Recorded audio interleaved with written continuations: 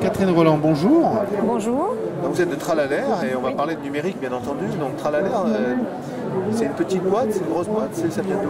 On est une PME, on a à peu près 35 employés en salariés, quoi. On travaille aussi avec d'autres partenaires et on existe depuis 17 ans et on est spécialisé dans la production de ressources numériques pour l'éducation, avec le souci de proposer des outils qui vont accompagner les usages du numérique en classe, en atelier, donc on n'est pas aussi que dans la classe, mais dans l'éducation au sens large. L'idée étant d'apporter des ressources donc pour aider les enseignants à aborder certains thèmes ou à accompagner des usages avec une pédagogie un peu différentes postures.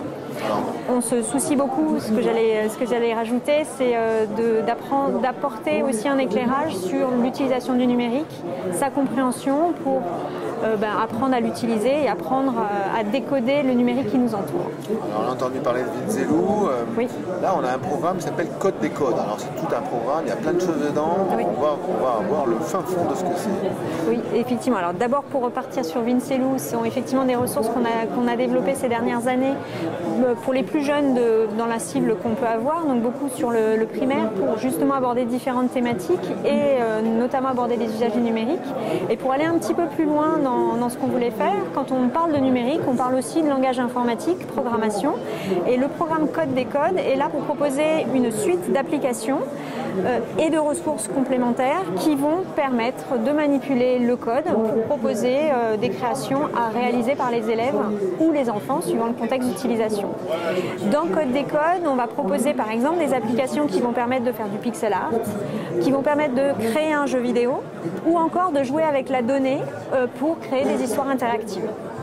D'accord. Alors on peut préciser quand même, parce que tout le monde ne sait pas ce que c'est le pixel art. D'accord. Alors sur le pixel art, on va être sur apprendre à allumer une LED, allumer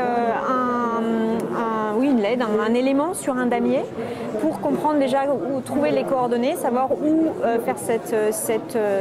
faire apparaître cette lumière, comment la faire alterner, comment dessiner un trait sur une ligne. Donc on va se repérer, on va apprendre aussi à faire quelques éléments de mathématiques autour de ça, autour de la géométrie. On va pouvoir créer des personnages, donc imaginer un dessin. Donc ce qu'on appelle le pixel art, c'est en fait un dessin qui va être pixelisé, donc en gros découpé en petits morceaux, Normalement c'est des carrés, nous on est sur une application qui va proposer plutôt des choses rondes, mais en tout cas faire quand même un dessin en pointillisme si on veut. Et du coup on va pouvoir faire le dessin, on va pouvoir faire aussi des animations, donc programmer le comportement de ces lumières, soit pour en donner la couleur, soit pour faire la forme, soit pour faire l'animation de ces formes, et le tout si possible. Donc ça on est sur l'image, oui. Après sur le jeu, il y a une autre application. Tout à fait. Donc là, on va aborder le domaine du jeu vidéo. Quand je vous disais qu'on a des applications, donc on a les applications qui vont nous permettre de construire notre jeu vidéo, donc un peu comme Scratch, mais peut-être de manière un peu plus contrainte. On va pouvoir faire un type de jeu qui peut être un type de jeu de plateforme, mais on peut aussi s'en écarter un petit peu en mettant sur une scène différents éléments, différents personnages, et en programmant le comportement de ces personnages ou de ces objets par rapport à un personnage joueur, l'avatar que va piloter le joueur, et donc créer le niveau de jeu qu'on va pouvoir jouer à tout moment. Peut-être pour préciser, par rapport aux différentes applications, on va pouvoir faire une programmation grâce à du bloc ou travailler avec du script directement. Dans GameCode et DataDecode, on peut switcher et aller directement avec une programmation en JavaScript, qui est un langage qui est utilisé classiquement dans le web. Ce qu'on propose pour faciliter la prise en main du JavaScript, c'est d'utiliser une codothèque et d'utiliser du JavaScript qui a été francisé et simplifié pour permettre la compréhension de la logique algorithmique. Ce qu'on peut dire sur ces différentes applications, c'est qu'elles permettent justement d'aborder certains des éléments du code, donc qui vont être, donc c'est les bases. On est sur de l'initiation, on n'est pas sur un outil qui va transformer tous nos écoliers en développeurs. Code, PHP.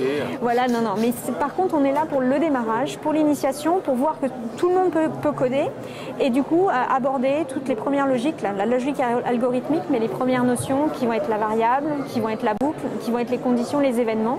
Et donc on accompagne cet apprentissage et cette manipulation de ces différentes notions.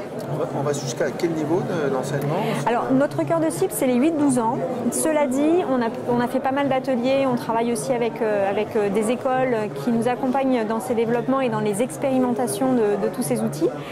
Ça a pu être fait dès que les enfants savent lire, en fait, surtout pour Glimcode où on est sur de l'image, comme vous le disiez tout à l'heure. C'est effectivement quelque chose qu'on peut aborder assez tôt, mais quand on est sur du JavaScript, là on va être sur les collégiens, on peut aller jusqu'au lycée. Avec Gamecode, on a également fait des ateliers pour des gens qui s'intéressaient aux jeux vidéo avec des grands du post-bac qui s'intéressaient à ces écoles. Donc on peut aller assez loin. Et pourquoi on peut aller assez loin? C'est parce qu'une fois qu'on a manipulé le JavaScript francisé, simplifié, le moteur permet de coder également en JavaScript classique, donc en anglais, et ça fonctionne, et donc on peut aller assez loin quand on maîtrise ces données. Vraiment en codage. Tout à fait. Voilà, on a eu envie de faire quelque chose qui soit assez solide pour justement être pérenne dans le temps. JavaScript pour les nuls. Voilà.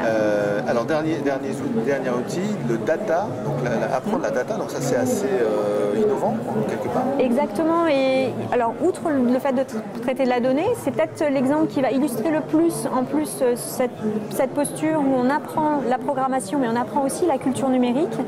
Dans Data Decode, l'idée était de comprendre ce que c'était que la donnée, comment on la manipulait, comment elle était utilisée aussi dans le numérique qui nous entoure, et donc l'originalité, c'est de traiter de ça et de proposer des activités autour de ça. La deuxième originalité de ce titre, c'est de proposer une application sur le littéraire pour montrer que c'est pas simplement les scientifiques, les matheux, les techniques qui ont intérêt à faire du code ou à s'intéresser à ce langage, mais que n'importe qui, des gens qui sont plus littéraires, peuvent aussi créer des expériences d'écriture et de lecture intéressantes grâce au numérique. Par exemple, avec Data Decode, on va pouvoir faire une devinette, une dictée magique, un texte à trous, du cadavre exquis, aller aussi sur une sorte d'histoire dont vous êtes le héros, et aller sur des activités aussi qui vont faire comprendre ce que c'est que la publicité comportementale. Donc à travers bien sûr un scénario qui va être proposé ou différentes activités dans lesquelles les enseignants peuvent picorer pour construire leur séquence pédagogique, on va pouvoir aborder tous ces thèmes-là. En plus, il y a plusieurs contextes d'utilisation. On peut à la fois l'utiliser en classe, oui, à la maison. Oui, on peut l'utiliser à la maison, on peut l'utiliser aussi en périscolaire, dans des médiathèques, quand on veut faire des ateliers thématiques. Et du coup, j'en profite pour parler des autres ressources qui viennent en complément de ces applications qui permettent l'activité de création. On a également réalisé des vidéos, des vidéos de 3 minutes pour aborder finalement l'envers du décor du thème abordé. Donc on va expliquer ce que c'est que l'univers du jeu vidéo, les différents métiers qu'il y a. On va parler de la donnée et justement comment elle est utilisée autour de nous et en quoi les cookies comment fonctionnent les cookies qu'on peut avoir sur l'ordinateur, etc. Et on a fait tout un tas de vidéos comme ça pour, par exemple, accompagner en démarrage de séance une période d'échange, d'émergence de représentation, pour parler avec un langage un peu plus pédagogique. Et on a rajouté également des petites pastilles vidéo d'1 minute cette fois-ci pour aller plus sur des thématiques particulières, pour expliquer ce que c'est que le PEGI dans le jeu vidéo, pour expliquer ce que c'est que la donnée, les cookies de manière beaucoup plus précise, ce que c'est que le pouvoir de la donnée, ce que c'est que créer un niveau de jeu vidéo, le fait qu'on joue avec les émotions du joueur, donc aussi avoir cette réflexion, cette prise de recul sur ses propres pratiques, sur sa responsabilité en tant que créateur, qu'auteur, et du coup pouvoir orienter les séances en fonction de ça. Donc un véritable programme sur tout savoir sur le code. Voilà, donc c'est un programme qui est soutenu dans le cadre des programmes d'investissement d'avenir du PIA. On a aussi un soutien de la région à travers un programme FEDER pour continuer de développer les différentes ressources qu'on a pu faire là-dessus. Dans le cadre des PIA, on a différents partenaires, justement Bibliothèques sans frontières, donc, qui sont aussi nos représentants et nos garants par rapport à tout ce qui va être l'utilisation dans le domaine de l'animation autour de ça et qui nous accompagnent sur la diffusion de cette offre. Nous avons aussi l'INRIA, NC Les Ateliers qui est une école de design. On a également, donc l'INRIA c'est plus pour la robotique puisqu'on veut faire d'autres titres que les 3 premières applications. On a également la ville du Pré-Saint-Gervais et l'Académie de Créteil qui nous accompagnent sur ce projet, en plus de la société Toxicode qui développe aussi des applications pour l'apprentissage du code, qui nous a accompagnés sur le développement des outils. Bien, merci. Merci à vous.